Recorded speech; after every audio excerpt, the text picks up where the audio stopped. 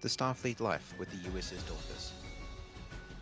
Are you brave enough to be a Starfleet officer?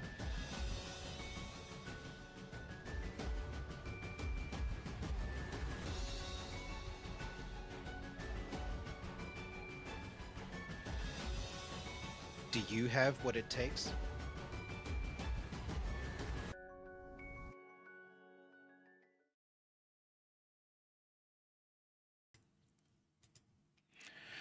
Greetings, I'm Admiral Swart, Commanding Officer of the USS Dauntless, and this is the briefing with the Admiral for Stardate -250807.1. I am the Admiral in question, and today we're going to be talking about the Starfleet Marine Corps. But before we do that, let's do a little bit of housekeeping. Firstly, we record these sessions typically every Tuesday at 12:30 p.m. South African Standard Time, which is admittedly an awkward time, middle of the day on a Tuesday. Most people are working, but if you're able to join us and you are an active duty member of the Dauntless crew, please do so. You can find us here in the Dauntless Discord in the screening room channel, where you can listen live and you can participate in the chat. It's typically a lively chat, and you're welcome to ask me questions or make comments as we go. If you do want to ask me a question, please make sure that you @tag me in it. I'm not going to be able to answer questions throughout the stream, but when I get to the end, I need to be able to scroll back up through the chat and see which comments and questions are directed at me so that I know which ones to respond to. I'll always go through the chat after the fact, but I can't really do that all on stream. If you are not an active duty member of the Dauntless crew, you are welcome to join us on YouTube. We typically are streaming live there as well. It looks like it's working today. And I will do my best to respond to comments and questions there too if they come through. That connection is a little bit sketchy sometimes, so it doesn't always work, but usually it does. If you're not able to join us at this time, which is an admittedly awkward time, then you're welcome to watch these videos after the fact. They will remain up on YouTube in perpetuity, and they will be posted on YouTube. It's on our Facebook page, typically later the same day. And if you have questions or comments, you're welcome to drop them in the comments sections in either of those places, or you can reach out to me directly via Facebook Instant Messenger or Discord or Telegram or Smoke Signals or whatever it is that you would like to reach me on, except WhatsApp. All right. Then who are we? Why are we here? What are we doing? The USS Dauntless is a future-focused action and advocacy group that is at its core a Star Trek fan club.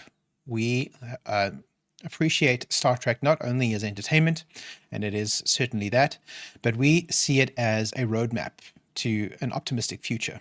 And so we, wanting to build the idyllic utopian future as envisioned and as depicted in Star Trek, we try to take actions in the here and now to help move our civilization in that direction. We are inspired by Star Trek and we would like it very much to be real. So what we do what we can in the here and now, in the present day, to try and make it as real as possible, to try and make our world more like that in any way that we possibly can. We are also a chapter of Starfleet, the International Star Trek Fan Association Incorporated, which is the single largest organized fan association for Star Trek in the world. We have thousands of members in hundreds of chapters, dozens of countries around the world, and the Dauntless is one such chapter. Specifically, we are the chapter that's based in Cape Town, South Africa, but we have members online in various cities around the world as well. And we today are going to be talking about the Starfleet Marine Corps. Now, before we go into what the Marine Corps actually is, I have an announcement to make, and I'll explain what the announcement means as we go through the course of today's briefing. The announcement is to say that we are reactivating our Marine Strike Group, the 360th Marine Strike Group, which has been embedded aboard the USS Dauntless for most of our history. They launched at the same time, the Dauntless and the 360th. We closed it down about a year and a half ago. We decided that at the time it was an administrative burden that was too great to justify its existence, that we weren't getting enough benefit out of it to continue filing the monthly paperwork, essentially. But things have changed, and I'm pleased to say that as of now, we are relaunching the 360th Marine Strike Group officially. for those who are not yet involved or you have no idea what I'm talking about, this is an optional program for those seeking additional structure and responsibility, and we'll talk about what that structure and responsibility looks like as we progress through today's session. And I want to also point out up front, and again, I'll explain this further as we go, that this is not a new division or a new department aboard the Dauntless. Everybody who is involved with the Marine Corps will retain their existing roles, what they currently have. This is just an extra thing that you get to do in addition to all of the other stuff that you're currently doing on the Dauntless if you want to. All right, so we'll go into a lot more detail about all of that as we progress, but for now, let's talk a little bit about Marines, Starfleet Marines, and what it does. Let me find my slides. That's not the right one. Here we go. Okay. Oh, I have to share that with you. There we go. That's a little bit better. Right, so Starfleet Marine Corps is it's a group affiliated with Starfleet, the International Star Trek Fan Association Incorporated.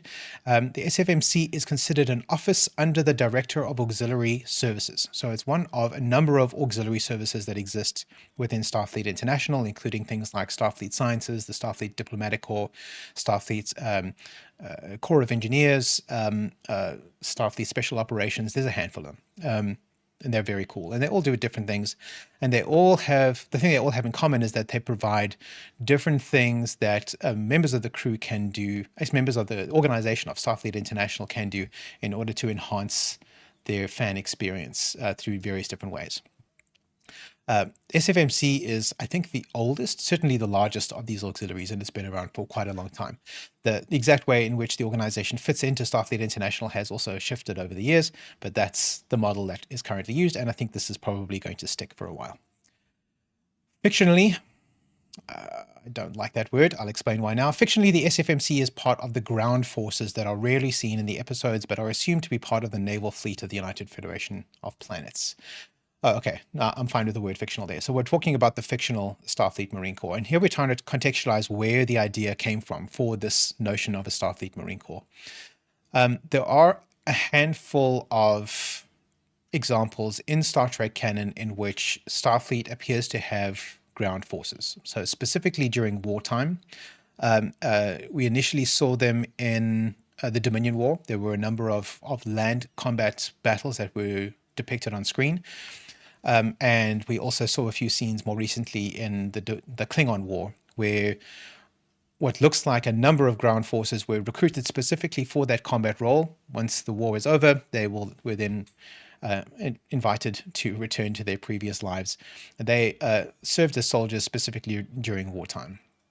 And the contention is that, or the conceit perhaps is a better word, the conceit is that this represents a division of the fictional Starfleet that is a permanent fixture, that there is this permanent ground forces contingent of Starfleet that represents this function that is always available. Now, we've only ever seen it in Starfleet canon, in Star Trek canon, within the context of wartime, with one exception. In Star Trek VI, The Undiscovered Country, which is peacetime. By the way, there's no war underway at that time that we know of.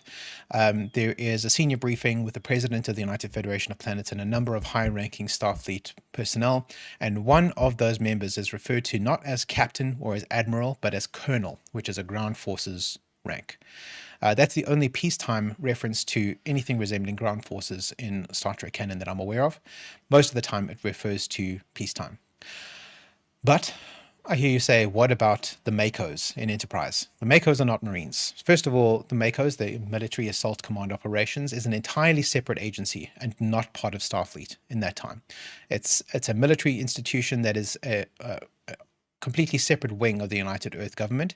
It collaborates with Starfleet, and MACOs would serve on Starfleet ships, and we even know of at least one starship that was built, presumably by Starfleet, and was operated entirely by MACOs, the USS Franklin. There may have been others, we don't know. But MACOs are not Starfleet. What did happen, we're told, is that at some point after the Romulan War, the MACOs were dissolved and absorbed into Starfleet and became part of Starfleet.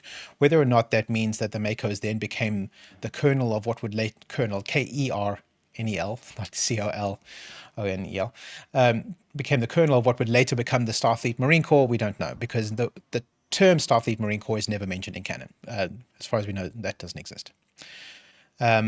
Right, so that is where the conceptual idea of a Starfleet Marine Corps comes from, that we have seen these few examples of there being ground forces in Starfleet, and why not call it the Marine Corps? Because that's what it's called in present-day militaries. The United States, the United Kingdom, various other navies have ground forces contingents within, embedded within them that they refer to as their Marines. So that's where this comes from.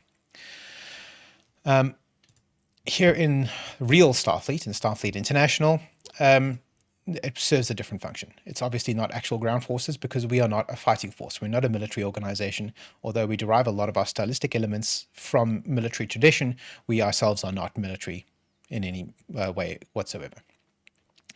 So, as SFMC, we are members of Starfleet. Incidentally, if you haven't noticed this already, when Starfleet is spelt like this in all caps, that's referring to Starfleet, the International Star Trek Fan Association. If it's Starfleet with a capital S and the rest of the word is lowercase, that's the fictional Starfleet. All caps is Starfleet International, the real Starfleet. The Corps does not have different requirements for membership, except that a Starfleet Marine must be a member in good standing in Starfleet. Although it does have a different name for each rank within the promotional system and a different organizational structure than the naval portion of Starfleet, Starfleet Marines are regular dues-paying members. So this concept of a naval portion of Starfleet, this is a terminology that's used within the SFMC to distinguish themselves from the mainline Starfleet, regular Starfleet.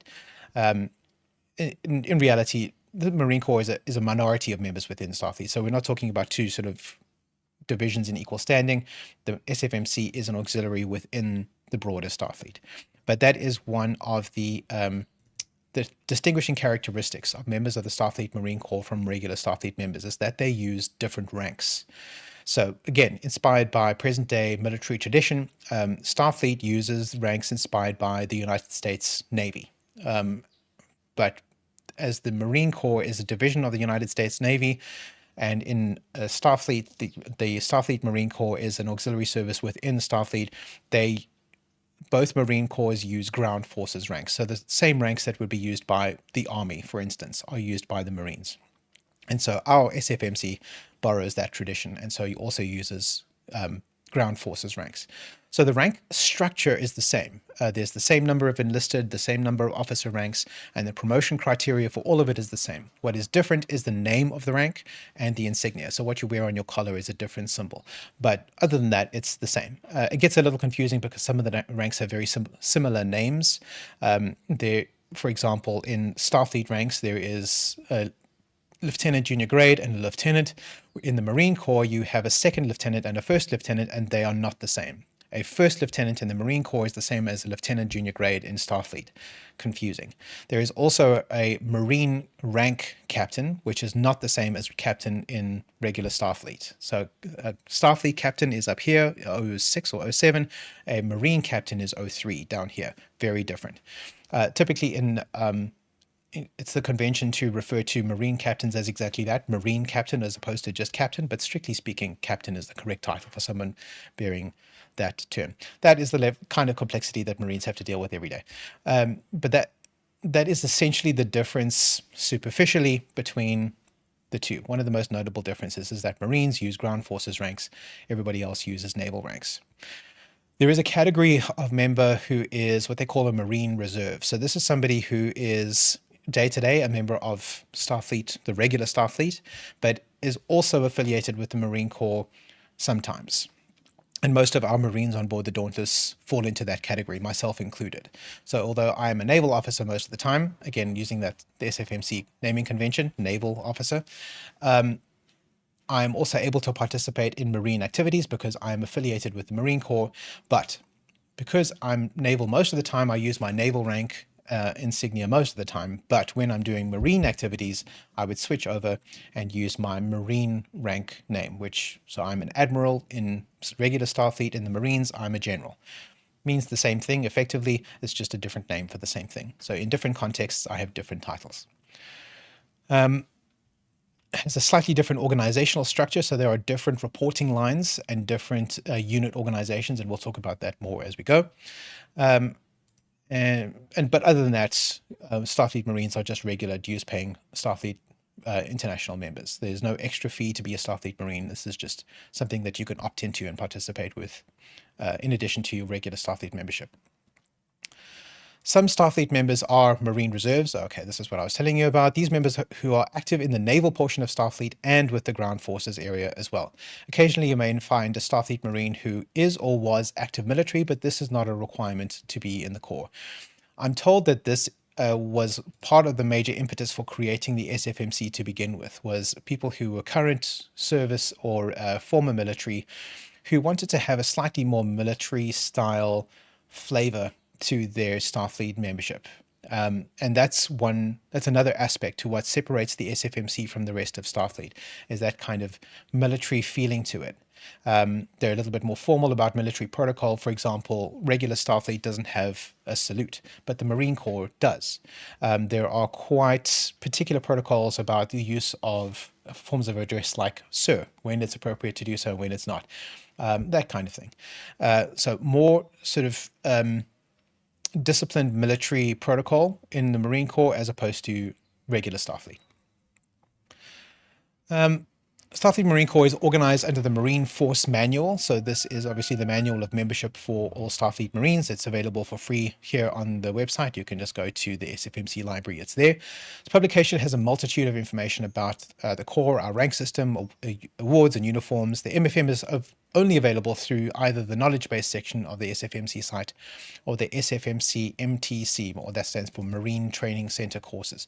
Starfleet Marine Corps has a bi-monthly newsletter, Attention on Deck, which is currently in the works for a return. So what this is referring to, the Starfleet Marine Corps Marine Training Center is a separate division within the Starfleet Educational Services. So let's jump over there while we're there.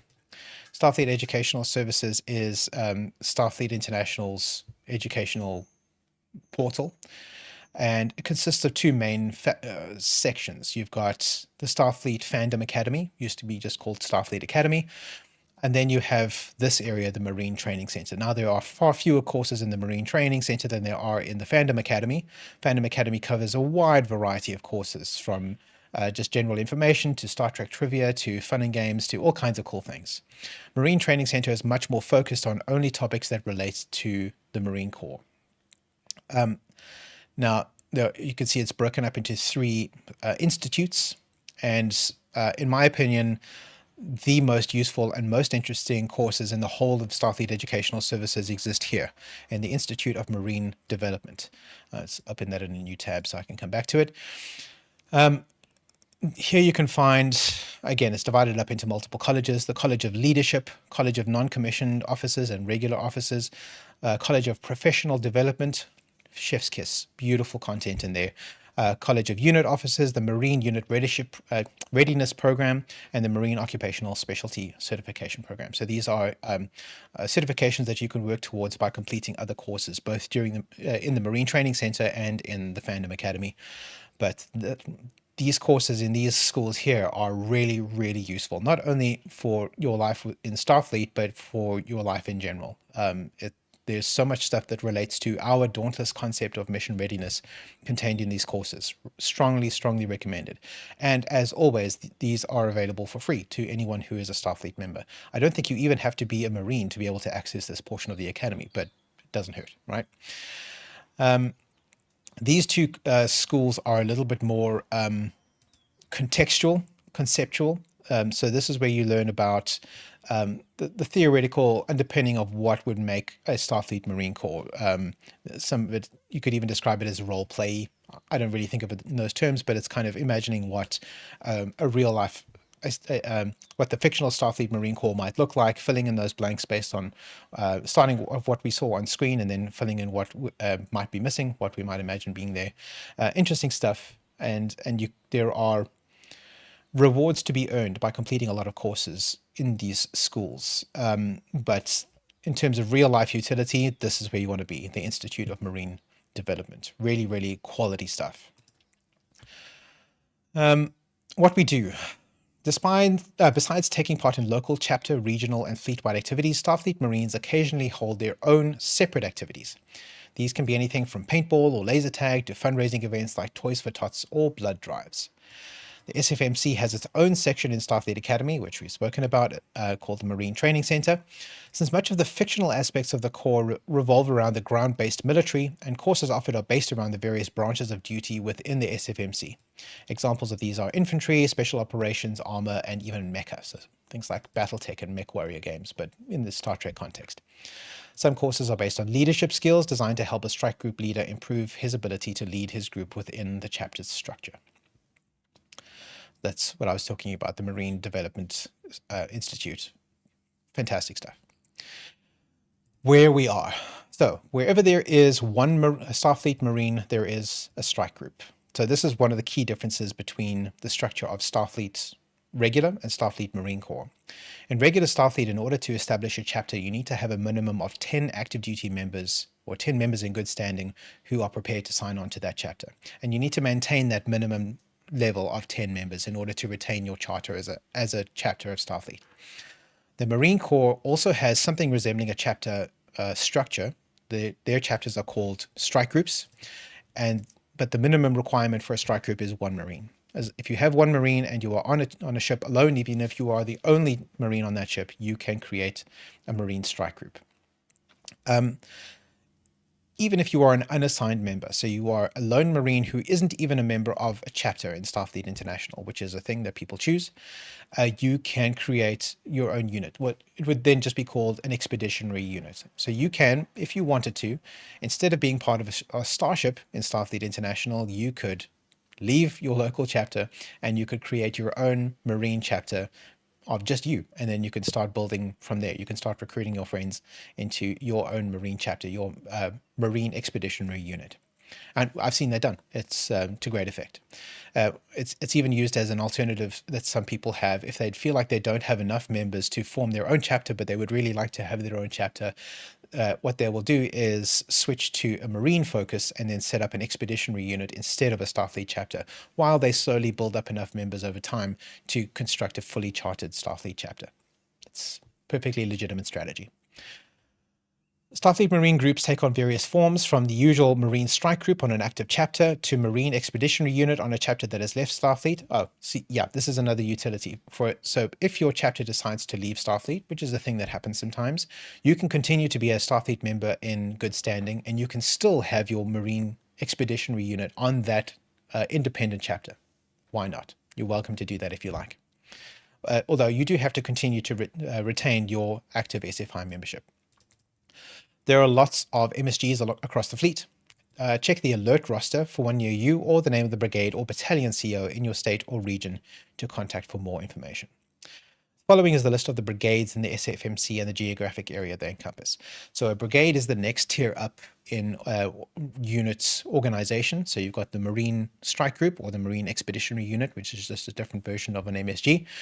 One level above that, you have the regional level. So in Starfleet, regular Starfleet, you've got chapter and region. Here you've got unit and brigade. They mirror each other exactly. And the brigades are named after the regions that they're in. So that's easy. First brigade is in region 1, second brigade is in region 2, and so on. We are based in region 8, so we would technically be considered part of the 8th brigade. But there is a minimum strength requirement in order to have an active brigade, which is you have to have at least 2 Marine units active in your brigade in order for there to be an appointed brigade officer in charge. So the Marine equivalent of a regional coordinator needs to be over at least 2 different Marine units, which is not currently the case. We are the only Marine strike group in Region 8. So we instead have been reassigned to a catch-all brigade, which has no active Marines currently serving in it, and is the place where all of the orphan units go. So Marine strike groups that are the only MSG in their region are all temporarily assigned to the 14th Brigade until such time as a second unit starts up in their region, and then they can fire up their own brigade. For a while, for a couple of years now, the 8th Brigade has been serving as that catch-all region. But now that we have an MSG serving here, now we're going to be as of today, in fact, they've switched that over now to the 14th Brigade. So there are no active units in the 14th Brigade, except for us, even though we're not actually physically in Region 14. So all of these brigades line up with their regions, except for the weird thing of the 14th Brigade, which is where we are. How to become a Starfleet Marine? Easy question. Last but not least, to become a Starfleet Marine is extremely simple. First, you need to be a member in good standing of Starfleet, the International Star Trek Fan Association Incorporated, which most of us are, not all, but most of us here on the Dauntless already are. And to do that, that's easy. You go to sfi.org and you sign up. It's a monthly fee of, I think it's $20 a year, which translates to, no, it's less. It's like $10 a year. I don't even know what the fee is. Let's look it up. Let's discover that together, shall we? All right, so we go to sfi.org, loading, my lightning fast internet. All right, let's go to the join renew page and we can see what the pricing looks like. All right, here we go. Yes, okay. $10 a year for an individual membership. If you sign up for a family membership, then you get kind of a bulk discount. So for a family of two, you're only paying $14. So that's $7 per member. Family of three, it's $17. So that's even less. All the way up to a family of six, where you're paying $22 for 6 individual people. The reason it's called a family membership is that you're assumed to be cohabiting together, so you can share some of your resources. So you share your membership packet and your communique, most of which is actually electronic now anyway. So it doesn't even matter that much that you coincide, that you cohabitate. It's all paid through one membership. So that's the first step of how to become a Starfleet Marine. The second step is you then go to the Starfleet database and you go to your member page. So let's open the Starfleet database. I'm going to log in. You can't see my password. Access granted. Good. Now, if you are an active member of Starfleet in good standing, you have access to the Starfleet member database. You just go to db.sfi.org, you log in with your username and password. If you don't know your username, contact me. I can help you figure it out. Yours will probably look a little bit different to mine because I'm a chapter CEO and a regional coordinator. I've got more options down the side that you would have, but you would have some of these, and you should have SFMC. And under SFMC, you go to Marine Affiliation, and here you can update your status within the Starfleet Marine Corps. So you can set your status to either none, in which case you will not be listed as a Marine. If you want to be a Marine, you can be either a reserve like me, so I'm regular Starfleet most of the time, Marine when it's appropriate, or you can be active, which is a full-time Marine. We only have one of those on board now, I think. Active Marine or reserve, either one of those if you want to be a Starfleet Marine or none. It's a little confusing because there is a separate place where you can set this stuff for all of your things. I think if you go to member and you go to affiliation status, this is where you can select all of the various other auxiliaries that you can affiliate yourself with if you want to. You just check whichever ones you want and click submit. But the Starfleet Marine Corps, because it's a little bit more complicated, because it has that reserve option, that's listed in a separate place. So it has to be a separate form. So remember to go to the SFMC tab, not to the member tab, to activate your Marine status, if that's something that you're interested in. Again, it doesn't cost any more. It's not an extra step. I mean, it is an extra step. That's all it is. You go there and check it on, and it's done. Then you contact your officer in charge of your unit, and we'll talk more about that in a minute, to let them know that you are a Marine and you will be granted access to the Marine portion of the Discord and all that kind of thing. Yeah, you just have to get in touch with your MSG officer in charge. That's what it's called. And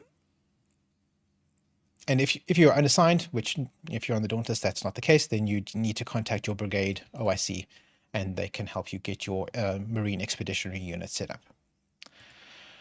Please note that no exams in the Marine Training Center are required to become a member of the Starfleet Marine Corps. The PD-100 is only required if a Marine wishes to take courses from the Starfleet Marine Training Center or hold a leadership position in the SFMC.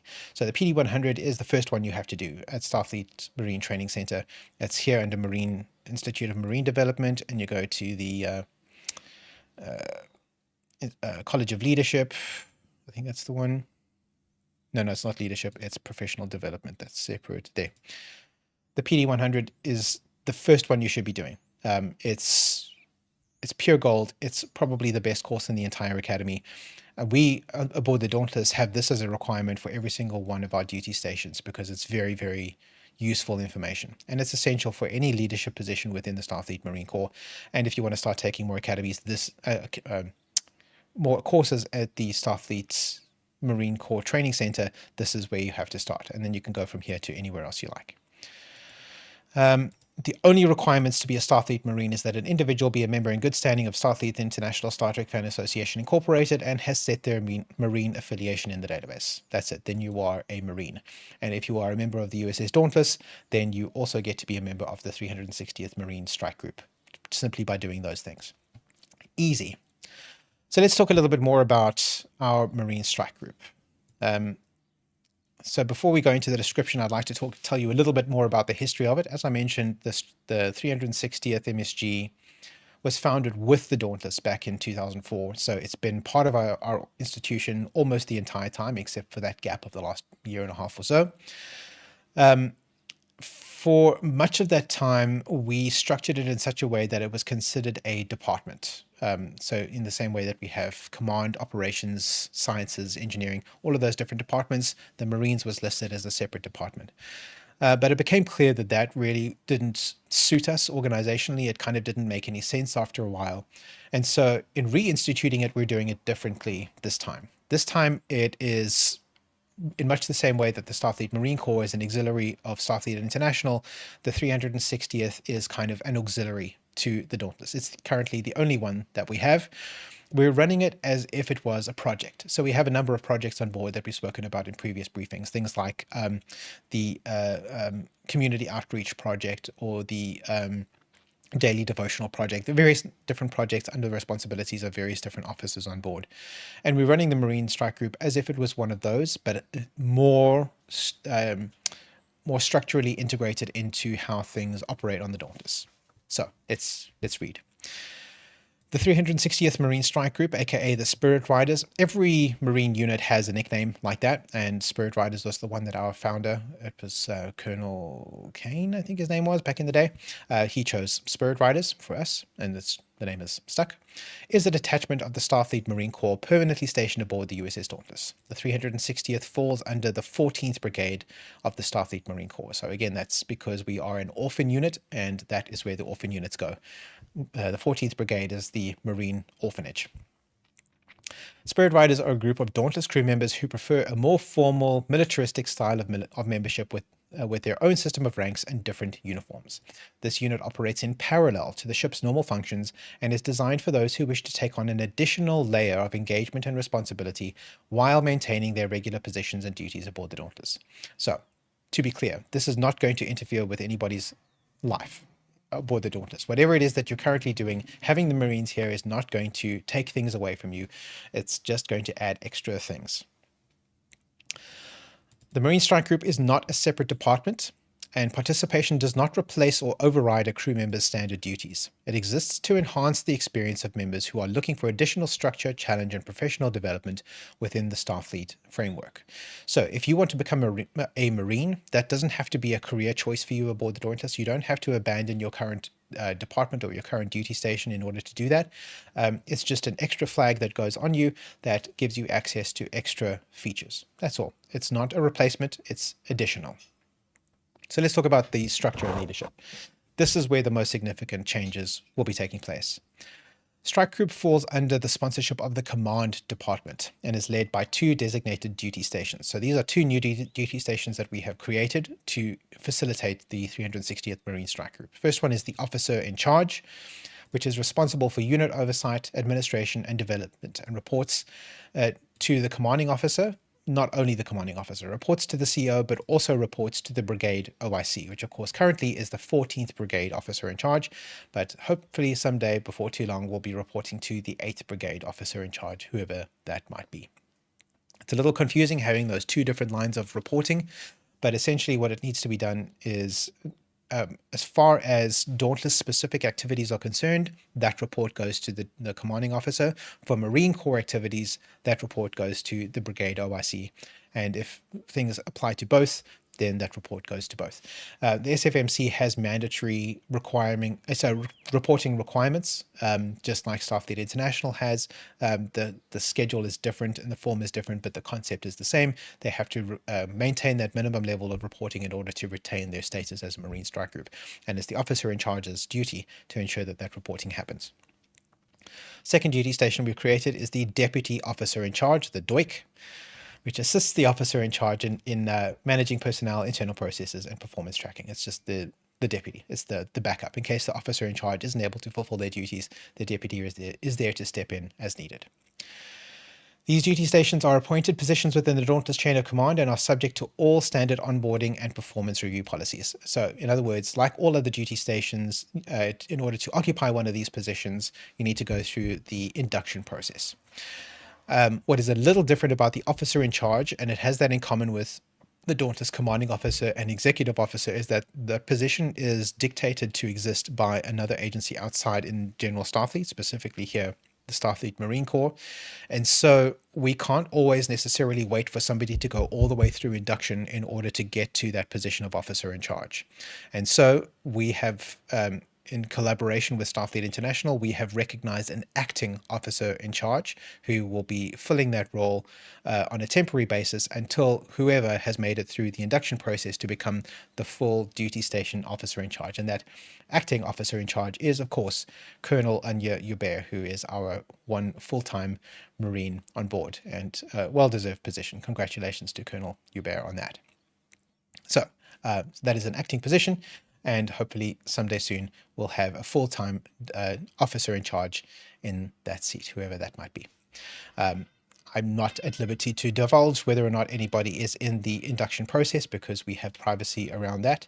If anyone is in the induction process and they would like to let us know that that is happening, that is their choice, but we ensure privacy around the induction process so that applicants and who are busy inducting have the option of stepping away from the process and saving face. They don't get embarrassed in front of the crew. So we don't mention names until the induction process is finished, but the inductee is welcome to talk about it if one exists.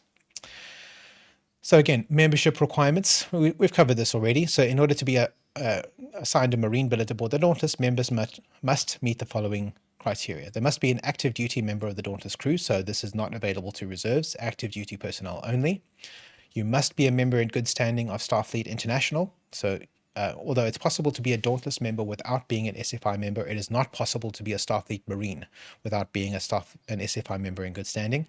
You have to be an SFI member in order to be a Marine. And then again, you have to go to the Starfleet database and select either active or reserve in the Starfleet database in order to qualify. Once that's done, you can again contact the acting officer in charge, Colonel Hubert, and she will ensure that you have the relevant access to aspects of our Dauntless Discord server and whatever other assets might be relevant in the future. Next, we talk about uniform guidelines. So in the past, we had what turned out to be very odd uniform standards for our Marines. Essentially, we had a separate branch of service color for Marines to wear, which was green. So we required that our Marines wear the same uniforms as everybody else, but with a green undershirt and a green sleeve band. And it's not clear where we got that from. That's not Starfleet Marine Corps standard. We just kind of invented that at some point without even realizing it. So we're not going to be implementing the green uniforms again. We're going to keep the standard Dauntless uniform guidelines. So this is the standard Class B uniform. So okay, what's interesting here is that Starfleet Marine Corps has their own uniform standards, and our Marines will be invited to adhere to both uniform standards, insofar as it's relevant to do so, right? The interesting part here is that the Dauntless, we have 3 classes of uniforms, A, B, and C. A being the most formal, sort of formal wear equivalent to a tuxedo. That's the dress uniform.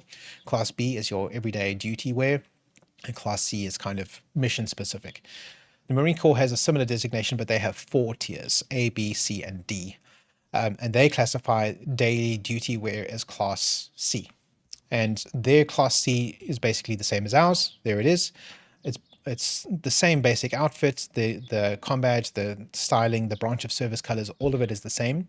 The only difference is that there is extra insignia to be worn. So Marines have the option. First of all, Marines must wear their Marine rank insignia when they are serving as Marines. So regular Starfleet rank insignia is not appropriate. Marine rank insignia is correct. Then there is other badges and things you can kind of see in this image. It might be a little bit too small. so branch devices or type A insignia. So this is a little badge that sits above your com badge here, which represents your branch of service within the Starfleet Marine Corps. You've got collar brass. So on the side opposite your rank insignia, there is a Starfleet Marine Corps insignia that you can wear on the collar there. And then your insignia of grade, which happens on this side. So they have their own clearly defined rank insignia. I don't have it in front of me. It's weird that it's not linked on this page, but it goes in the same place. Other than that, it's basically the same uniform. What's interesting is that the Marines make it optional to wear BDU or tactical trousers with the SDU, which is not something that we have specified before, but Marines will have that option to do so. So as long as you're wearing your Marine rank insignia, then you can wear BDU or tactical trousers instead of regular pleated slacks with your Class B uniform.